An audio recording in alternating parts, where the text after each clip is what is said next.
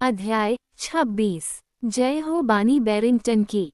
लेकिन वॉनी उस पार्टी में नहीं जाना चाहता था। मैं नहीं जा सकता, उसने शुक्रवार की शाम को विल्फ से कलपते हुए कहा। अपना जाना गवारा नहीं कर सकते, विल्फ ने कड़ाई से कहा। सब कितने निराश होंगे अगर आप वहां न हुए तो। ऊपर जाए और अपना सबसे अच्छा सूट पहनिए। वॉनी ने अपना पार्टियों वाला सूट तब से नहीं पहना था जब से उसने संगीत सभाओं में पियानो बजाना बंद कर दिया था। जब उसने उसे अलमारी के पिछले खाने से निकाला तो वह छेदों से भरा हुआ था क्योंकि कीड़े उसकी आस्तीनें चया कर चट कर गए थे। वॉनी पहले से मोटा भी हो गया था, खास तौर पर उन सब स्वादिष्ट खाने पीने की चीज़ों की वजह से जो विल्फ उसे बना बना कर खिलाता था।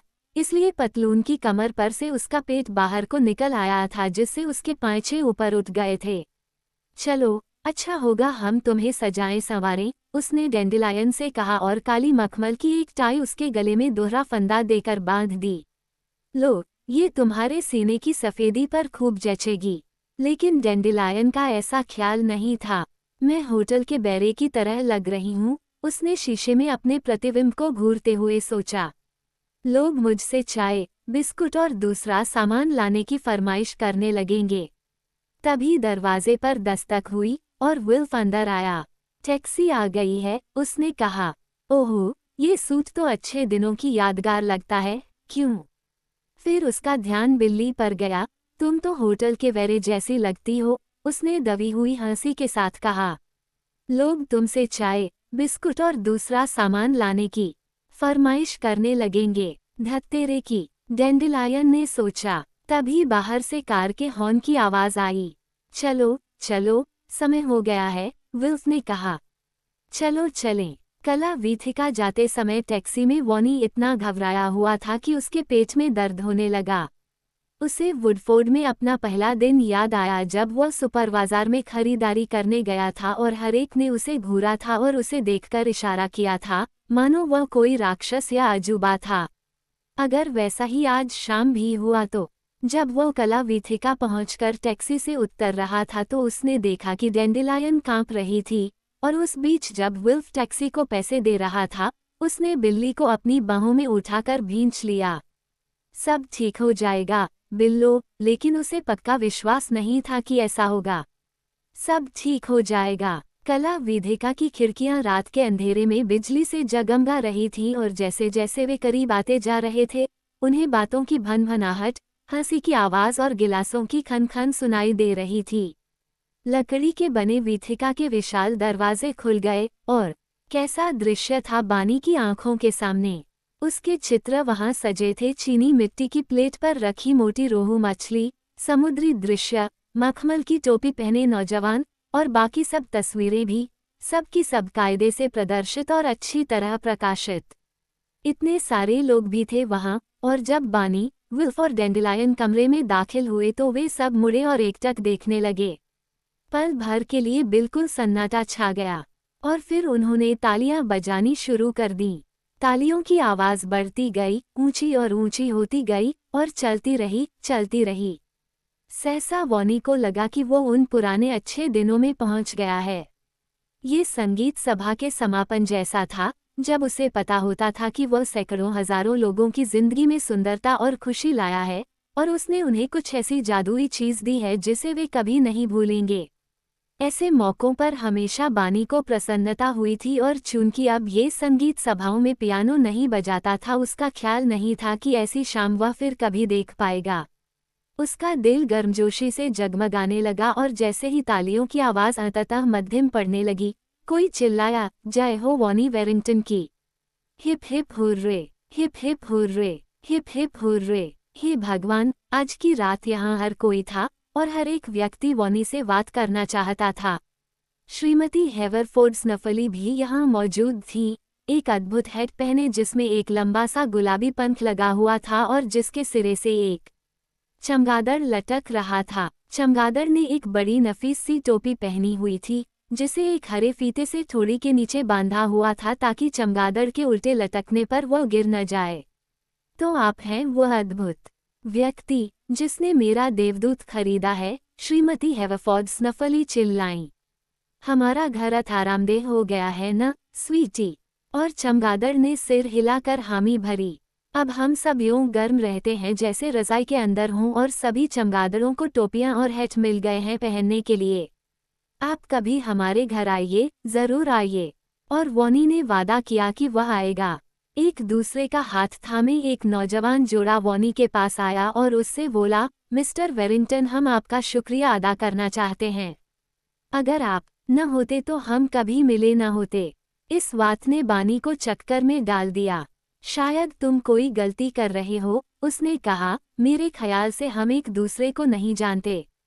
युवती हंसी और उसने बताया कि कैसे वह वानी के घर की बत्तियों को देखती हुई अपने साथी से टपकते पेड़ के नीचे मिली थी। हम अगले हफ्ते शादी कर रहे हैं, उसने कहा, क्या आप हमारी शादी में आएंगे? क्यों नहीं, जरूर, उसने खिलकर जवाब दिया। बधाई हो, मेरी कामना है तुम दोनों बरसों बरस सुख से रहो। ठीक इसी समय डैंडेलियन ने उसके टखनों पर पंजे मारने शुरू कर दिए। क्या बात है बिल्लो रानी। आदमखोर और बुचिया, वे दोनों भी वहां थे, पुलिस के सिपाही और महिला पुलिसकर्मी के साथ।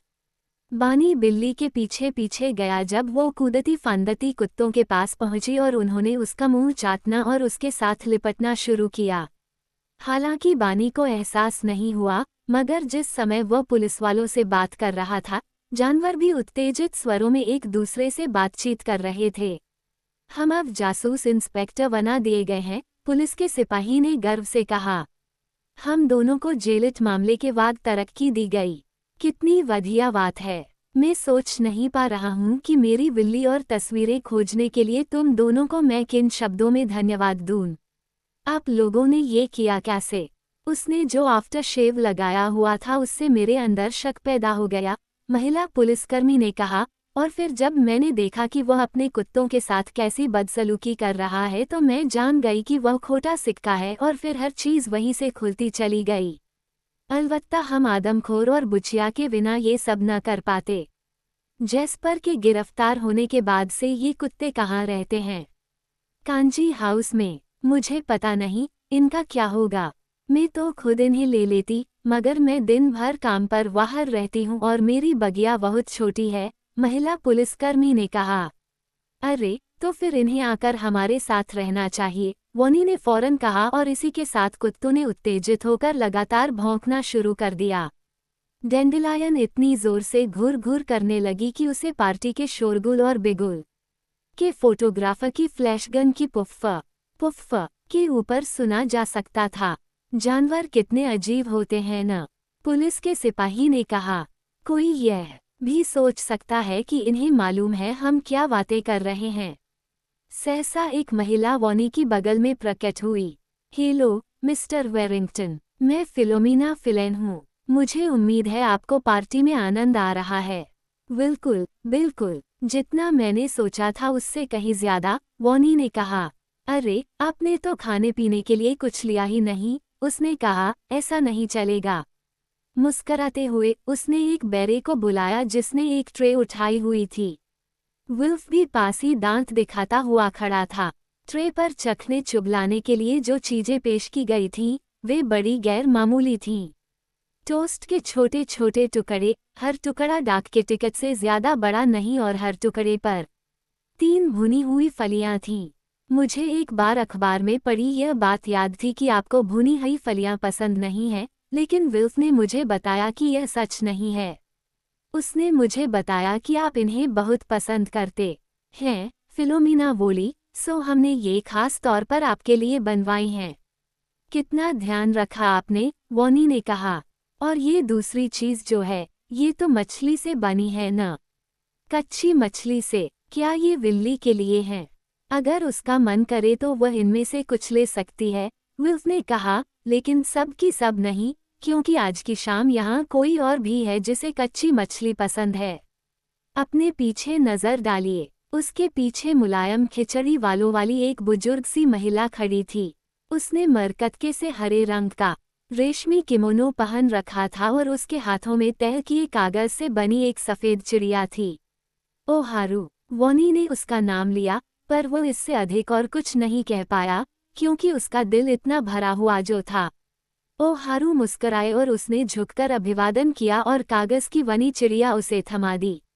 आपने कसिए को अपने सारे चित्र देने की जो उदारता दिखाई, उसका शुक्रिया अदा करने के लिए हम कुछ खास चीज करना चाहते थे, फिलोमिना फिलन ने कहा। लिहाजा मैंने विल्फ से पूछा कि आप क्या पसंद करेंगे, और उसने कहा कि दुनिया में और किसी चीज से ज्यादा आप ओ हारू का साथ पसंद करेंगे। विल्फ सही था, वानी फुसफुसाया। आह प्यारी, मैंने सोचा था मैं तुम्हें कभी नहीं देख पाऊंगा।